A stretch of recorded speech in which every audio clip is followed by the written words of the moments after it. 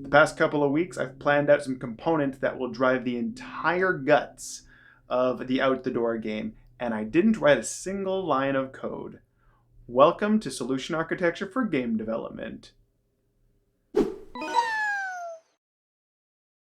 friendos, it's DW, your friendly neighborhood amateur game dev, I guess. So I'm here in my basement that is being rebuilt, and I want to talk to you about some diagrams I drew regarding the game Out the Door. And no, it's not pixel art. The diagrams are actually technical architecture or solution architecture diagrams about how parts and systems of Out the Door are going to work. And I do that as part of my day job as a solution architect, because I do have a day job for those that didn't know, and kind of applying some of the skills I've developed there over the last few years into the video game. And it's getting a little deeper than I normally do at work, but it's already showing me some fruit for what you'll see in probably the next video. So anyway, let's go over some solution architecture diagrams. This all started with me trying to figure out how to apply game rules and effect onto the game state, as that's a big part about how Out the Door is supposed to work. For example, if you don't brush your teeth for 3 days, then you should get a bad breath attribute. And that's how this all came about. I needed to figure out a series of systems to control game choices, the rules, and the game state. So let's start with the lock controller. So at the bottom here, you can see that I have my game loop.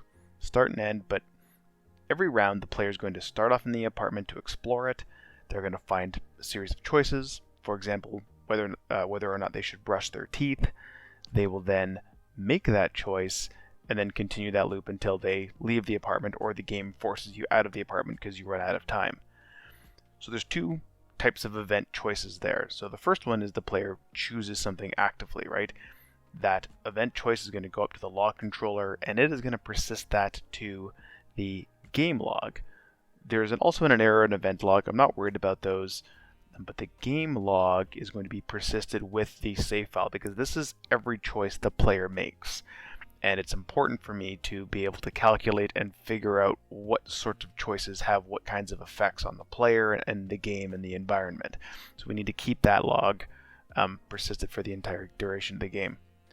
The second type of event that the log controller handles, which is just another choice event, same sort of idea, but is when the player leaves the apartment, there's an implicit choice there. When they miss something, if they don't walk up to the vanity and choose to brush their teeth, they technically made a choice to not brush their teeth. Now, so that's going to be logged as well when they leave the apartment as a choice. So as a quick little footnote, the pattern that I'm trying to apply in this is my version of a front controller. Similar to that of the model view controller pattern, if you're familiar with web development, it's very common, or ASP.NET stuff. So this is the controller or the front controller pattern. If you want to look it up on Wikipedia, there is a link in the description if you're so curious. So let's talk about the next one, which is the rule controller. Before I get into that, the way it relates to the rule controller relates to the previous one, the log controller, is specifically that game event log.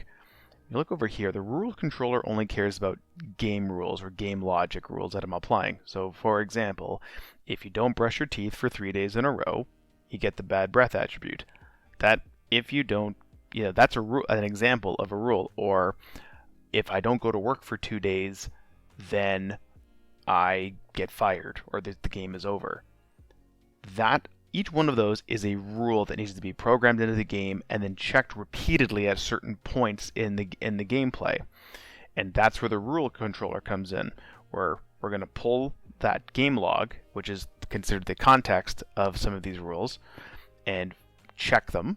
And then if those rules end up being true, I'm going to generate a list of effects and update the game state with that using an update effects event.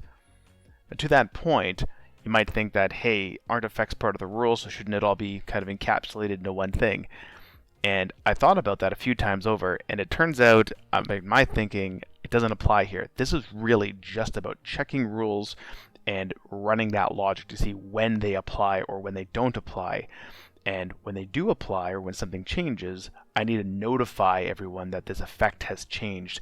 And that's why I have this update effects event, or which will be probably a signal inside of Godot. And that leads me to our final controller, the game state controller.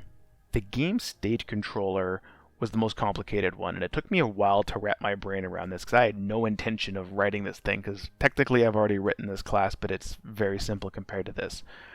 So let me walk you through this design. So you have your base state and you have your effects over here. These two cylinders mean, right, that this is going to be part of the overall save file or gameplay session each time. It's going to persist across gameplay sessions. Now your base state, if you think about it from a Dungeons and Dragons kind of thing or a traditional RPG, is your character sheet. Some basic stats, inventory, strength, dexterity, charisma, whatever. That's your base state. The effects are the modifiers on that base state. So different attributes. Am I poisoned? Do I have bad breath? Is our other example we were given. These effects all get persisted here too. When I combine those two, the modifiers with the base state, I get the current state, which then comes down here to be read continually by the game so that the player can experience it inside of the gameplay. Now bringing it to our rule controller, that's where this update effect signal's coming in, because once the rules get checked, it's going to generate what effects need to be applied, and it's going to send an update effect event, and that's likely going to add effects most of the time. That's where this other piece comes in, where I need to remove them. And that's where I have another check event. And I'm kind of weighing back and forth on this right now, but we'll see as I go through it. But a check event is going to happen for the effects to actually verify, do these effects still all apply? And it'll remove them or expire them over time, which ultimately, again, continually updates that base state, updates the current state, and updates the gameplay environment for the player. So just a quick side note, these terms I'm using like rule or check event or log entry, they'll likely end up being new classes or objects or signals or components inside of Godot, and specifically inside of the game. Now, I could have gotten a lot more prescriptive in my diagrams with like something like a UML notation or getting even deeper than that. I personally don't like going that far though when I plan. I don't like prescribing exactly to my developers, even if it's me, on how they should be coding. It's just really about implementing the class and the objects to spec, so it functions as necessary, but leave the coding up to the expert, which is the developer. And that's going to wrap it up for this devlog. And you can see, like I said, just like this basement is coming along, so is the game. This was an all diagram, very little demo, but no code or anything like that, sort of. And that's it, but a really clear path forward, and that's what's really important here. I'm also of the mindset of this could be a little bit too much planning, and I've actually had that feedback already from some people that I've reviewed my testing strategy with. And the reality is these systems are the crux of the entire game, and I know they need to scale out, so I really wanted to take this part seriously. It's something that I've seen in the Game Jam game, how I knew that was going to be a weakness in my previous architecture for the Game Jam, and how growing these systems and rules was going to get exponentially more complicated to keep track of and debug, and it was going to become a giant mess.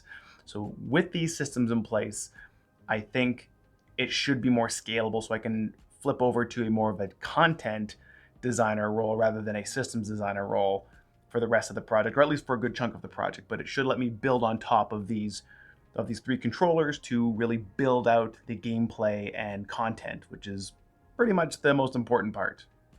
Okay, now I'm really going to call it to a close. Hopefully next time I'll have something working so I can show you guys something interesting. And until next time, have yourself a pleasant day and or evening, and take care.